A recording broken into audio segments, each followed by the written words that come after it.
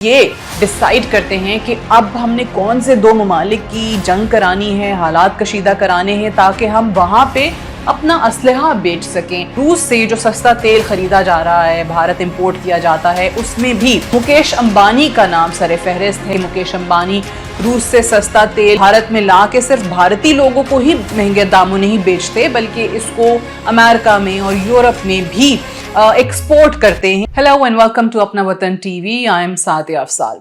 کہتے ہیں کہ دنیا ایک کارپوریٹ ورلڈ ہے اور بالکل صحیح بات ہے، واقعی آج ایک کارپوریٹ ورلڈ ہے یہ دنیا،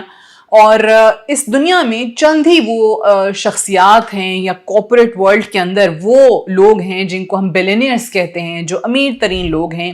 جو کہ یہ ڈیسائیڈ کرتے ہیں کہ آپ اور میں کیا کھانا کھائیں گے، کیا پہنیں گے، ہمارا لائف سٹائل کیسا ہوگا۔ انفیکٹ انڈیویجول سے ہٹ کے بھی اگر آپ بات کریں تو یہ ڈیسائیڈ کرتے ہیں کہ اب ہم نے کون سے دو ممالک کی جنگ کرانی ہے، حالات کشیدہ کرانے ہیں تاکہ ہم وہاں پہ اپنا اسلحہ بیچ سکیں، اور اپنا اسلحہ بیچیں گے تو ہم مزید امیر ہو جائیں گے۔ اور یہی کہانی آپ کو ہر جگہ پہ نظر آتی ہے۔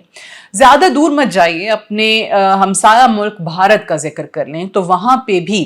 جہاں آج کل یہ ڈیبیٹ چل رہی ہے کہ جی مودی اور انڈیا جو ہے وہ بھارت کے مفاد کی خاطر امریکہ کے سامنے، ٹرمپ کے سامنے ڈٹ کے کھڑا ہو چکا ہے اور وہ کسی سے ڈرنے والا نہیں ہے۔ اب یہ وقت ہی بتائے گا کہ اس کا فائدہ زیادہ ہوتا ہے یا نقصان زیادہ ہوتا ہے۔ یعنی کہ ایک طرف روس سے جو سستا تیل خرید رہے ہیں، امپورٹ کر رہے ہیں،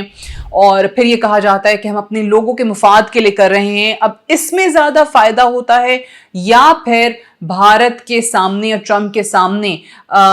کوئی معاشی پابندیاں بھی اگر آپ پہ لگتی ہیں اور آپ اس کو جھیلنا چاہتے ہیں، اس چیز کا زیادہ خمیازہ بھگتنا پڑتا ہے یا اس چیز کا زیادہ نقصان ہوتا ہے۔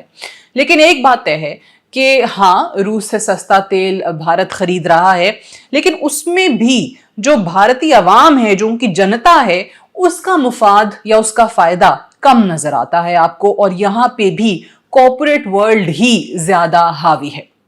اب جب بھارت میں آپ چند شخصیات کا ذکر کرتے ہیں تو اس میں سب سے پہلے آتا ہے ایشیا میں سب سے زیادہ امیر ترین شخص مکیش امبانی، اور پھر دوسرے نمبر پر گوتم اڈانی، جو کہ مودی کا بھی ایک کلوز فرینڈ ہے، اور ان کے حوالے سے بھی ہم آپ کو کسی اور ویڈیو کے اندر بتائیں گے۔ لیکن روس سے جو سستا تیل خریدا جا رہا ہے، بھارت امپورٹ کیا جاتا ہے، اس میں بھی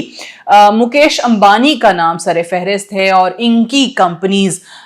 وہ تیل بھارت میں لے کر آتی ہیں اور پھر اس کو مہنگا کر کے، مہنگے داموں جو ہیں وہ بھارتی عوام کو بیچتی ہیں۔ اب یہ چیز کیسے پتا چلی؟ الجزیرہ نے ایک انویسٹیگیٹو رپورٹ کے اندر اس کی پوری کہانی بتائی ہے مکیش امبانی کے حوالے سے، کہ مکیش امبانی روس سے سستا تیل بھارت میں لا کے صرف بھارتی لوگوں کو ہی مہنگے داموں نہیں بیچتے بلکہ اس کو امریکہ میں اور یورپ میں بھی ایکسپورٹ کرتے ہیں اور خوب پیسے کماتے ہیں۔ اب الجزیرہ کی یہ جو کہانی ہے، اس کا نام ہے بیہائنڈ انڈیاز میسو Russian oil imports, Asia's richest man, جو کہ مکیش امبانی کا ذکر کرتی ہے، اور کیسے وہ تیل امپورٹ کر رہے ہیں اس نے پوری کہانی اس میں بتا دی ہے۔ اب ان کی جو کمپنی ہے یا گروپ آف کمپنیز ہے وہ ہے ریلائنس انڈسٹریز جو ہے وہ اس میں زیادہ تیل روس سے امپورٹ کرتی ہے، روس سے لے کر آتی ہے۔ اور پھر اگر آپ دیکھیں اسٹیٹسٹکس کی بات کریں تو جب یہ رشیا اور یوکرین کی جنگ شروع ہوئی تھی اس وقت ریلائنس انڈسٹریز کی روس سے جو تیل کی امپورٹ ہوتی تھی وہ ٹوٹل امپورٹس کا تقریباً 3% بنتی تھی، 3% بنتی تھی، اور جنگ کے بعد یعنی آج اگر ہم 2025 میں دیکھیں تو یہ امپورٹس بڑھ کے 50% ہو چکی ہیں۔ یعنی آپ کو اس سے پتہ چلتا ہے کہ ان کی امپورٹس کتنی بڑی ہیں، اور جو سستا تیل روس سے خرید کے امپورٹ کر کے یہاں کتنے مقدار میں لایا جا رہا ہے۔ پھر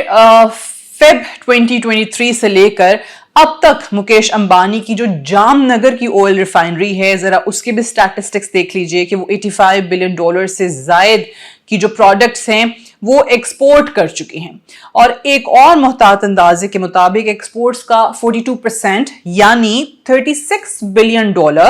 روس پر جن ممالک نے پابندیاں لگائی ہیں ان کو ایکسپورٹ کیا جاتا ہے اور $19 بلین جو ہے وہ اس کی ایکسپورٹس ہوتی ہیں یورپی یونین کو بھی اور امریکہ کو بھی. اب اسی سے آپ اندازہ لگا لیں کہ وہ کس حد تک ٹریڈ جو ہے وہ بڑھتی چلی جا رہی ہے. پھر یو ایس سیکریٹری ہیں جو ان کے وزیر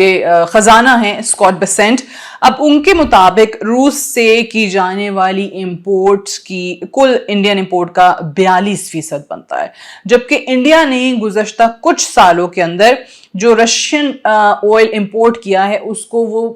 پھر صاف بھی کرتے ہیں. ریفائنری یعنی جو لگائی جاتی ہے، اور جیسے میں نے ایک آئل ریفائنری کا ذکر بھی کیا جام نگر والی جو ایک مکیش امبانی کی ہے، یعنی اس کو صاف کرتے ہیں، وہاں پہ ریفائن کرتے ہیں آئل کو اور پھر اس کی ری پیکیجنگ کے بعد $16 بلین سے زائد کمایا ہے. سو یہ کون کہہ رہا ہے؟ امریکی وزیر خزانہ کہہ رہے ہیں. Centre for research on energy and clean air کی ایک رپورٹ کے مطابق 2022 سے لے کر 2024 تک انڈیا نے رشین آئل کی مد میں $33 بلین کی بچت کی ہے. پھر اگر دوسری جانب اگر آپ پریزیڈنٹ ٹرمپ کے ٹیرف کی بات کرتے ہیں تو پریزیڈنٹ ٹرمپ اگر انڈیا پہ 50% ٹیرف لگا بھی دیتے ہیں، بلکہ اگر امریکی معیشت کی بھی بات کریں تو اس میں بھی جو انڈین انڈسٹری کی یا لیبر کی پابندیوں کا وہ ذکر کر رہے ہیں، وہ کہتے ہیں کہ جناب ہم مزید روزگار نہیں دیں گے یا ان کو ویزے نہیں دیے جائیں گے، ان کو محدود کر دیا جائے گا وہ جو لیبر کے ویزے ہیں. تو ایک تو انڈیا میں دو طرح سے اس کا نقصان ہوتا ہے کہ جی جو امریکہ میں ان کی ہونے والی ایکسپورٹس ہیں وہ کم ہو جائیں گی، اور پھر دوسرا اس سے بھی بڑھ کے کہ ان کی جو اپنی معیشت جن مصنوعات کی ایکسپورٹ سے زیادہ چل رہی ہے وہ بھی متاثر ہوگی. مثال کے طور پہ فارماسیوٹیکل انڈسٹری ہے، ٹیکسٹائل انڈسٹری ہے، آٹو انڈسٹری ہے، ان کی ایکسپورٹس بھی آپ کو گرتی بھی نظر آئیں گی، جس سے انڈیا کے اندر براہ راست بے روزگاری بڑھتی چلی جائے گی. اب انڈیا کے لیے اور خاص طور سے مودی کے لیے یہ دو مشکل فیصلے ہیں، یا تو انہوں نے کارپوریٹ سیکٹر بچانا ہے یا پھر اپنی جو لوکل انڈسٹری ہے اس کو بچانا ہے. دونوں میں سے وہ کسی بھی آپشن کو چوز کرتے ہیں تو اس کے اثرات ان کی اپنی معیشت کے لیے کچھ خاصے اچھے آتے ہوئے ہمیں دکھائی نہیں دیتے ہیں. But anyway it's a developing story. اس حوالے سے اور بھی آنے والے دنوں میں چیزیں سامنے آئیں گی، اور مکیش امبانی پہ باقاعدہ یہ انویسٹیگیٹو رپورٹ جو ہے جو میں نے حوالہ بھی دیا کہ الجزیرہ کی طرف سے کی گئی ہے، we'll keep an eye on that as well. Thank you so much for watching.